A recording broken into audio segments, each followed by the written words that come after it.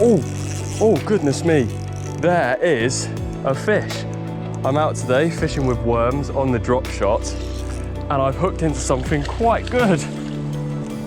Oh, it's a nice chub. That took me by surprise, that did. Wow, look at it go. Yes, got him. Oh, that's something slightly bigger than I was expecting on one of the first casts of my session. A quality chub. Couldn't have asked for a better start to my session. This video is going to be all about drop shotting with worms for all sorts of species like chub and perch. Drop shotting is a method whereby you have a small weight on the bottom and your hook is actually suspended a little way above it. What this means you can do is you can cast it out, the weight will sit on the bottom, and you can twitch your lure, or worm in this case, around above it. The distance that you set between your hook and your weight dictates, how far off the bottom you're jigging your lure or worm around. And I find this method really, really good once you sort of know the areas where the perch or chub like to live. What I mean by that is when you turn up at the river for the first time, you just want to chuck a lure in, cast it, reel it, cast it, reel it, cover loads of ground, like with a spinner or a paddle tail, a soft plastic lure. But once you sort of know the areas where the fish like to sit and you want to work that specific spot for a little bit longer, you can chuck this in, and unlike a spinner, you don't have to reel it back quickly. You can let it sit on the bottom and jiggle it around very, very gently. And that means you can work through a spot really slowly. So to work the drop shot properly, you can flick it out to the area that you want to fish, let it sink all the way to the bottom. Drop shot isn't really the sort of method that you'll fish up in the water quickly. You let it sink all the way to the bottom, and you tighten up the line a little bit until you can just feel the drop shot on the end. And then the slightest little twitches on the rod tip.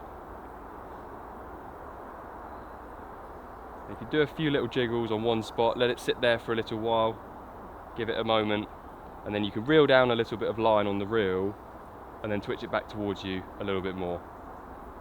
And I tend to find working the drop shot relatively slowly seems to produce better than cranking it in fast, especially when you're using worms. Oh, that's a bite. Oh no. Yeah, that is a bite. What? Oh, I thought that was a rudd. The coloration of this perch is quite strange. Kind of looked like a rudd, this one, when I first hooked it. Kind of destroyed that worm, this one. And this is a little bit of a downgrade from the chub that I just caught, but it's another species.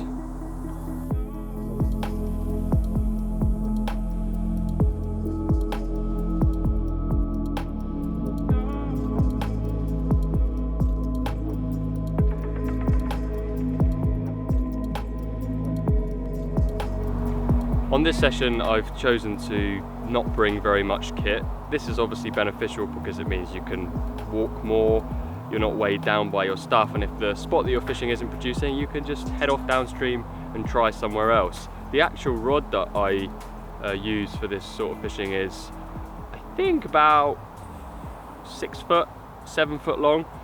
I tend to find if you go for a rod that's like 9, 10, 11 foot, you just don't have, it's not so light in your hand and it's harder to control the tip. You start like pulling the lure or the worm all over the place.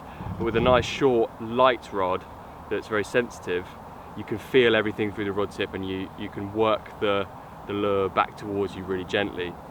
On this rod is a quite small, lightweight reel, and it's got braid on it. For any sort of lure fishing, you're going to want braid on your reel. It makes a massive difference because there's no stretch. You can feel when a fish bites, and you can twitch the lure or twitch the worm, and you feel everything. It makes you a lot more in control of what you're fishing with. On the end of the braid, I have a fluorocarbon trace down to my drop shot rig.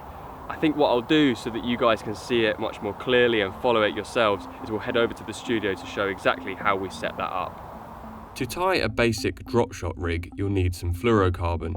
We use something between 5 and 8 pound breaking strain, some drop shot hooks, a size 6 or 4 is great for worms, and a drop shot weight. It's worth having a few of these just in case you get snagged or lose one. Firstly, cut off around 1.5 feet to 2 feet of fluorocarbon.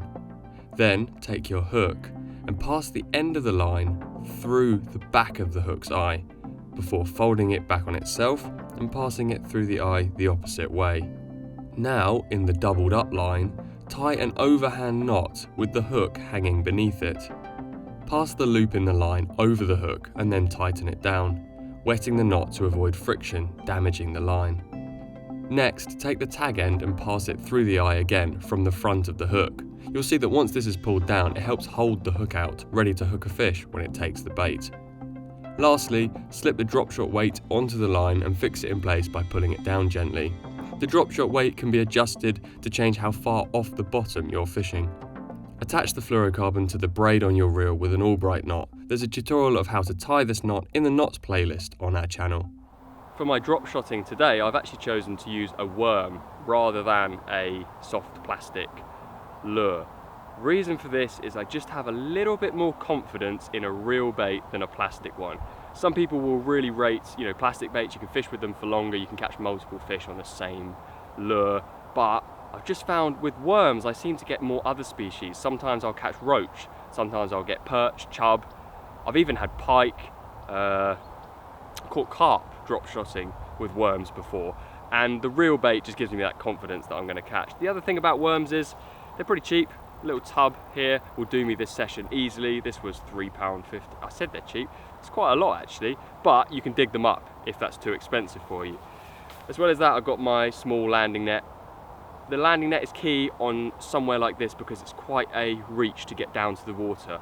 And if there's any struggle reaching the water, then a landing net is going to help you land fish safely. And in my rucksack there is a pair of forceps in case a fish swallows the hook too much, but I've also got some spare drop shot weights, some spare hooks and a little bit of line as well. But that is literally it. I'm fishing really lightweight, which means I can travel up and down the river and find the fish.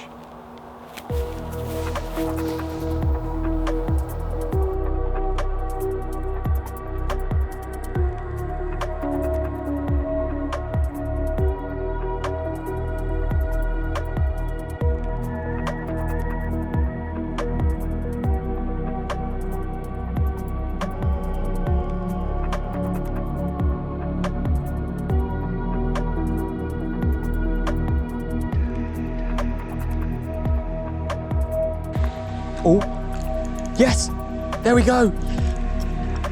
I've hooked something brilliant. Oh, that took so long. I thought I wasn't going to catch anything. Now I just need to get down there to try and land it. Whee! That was fun.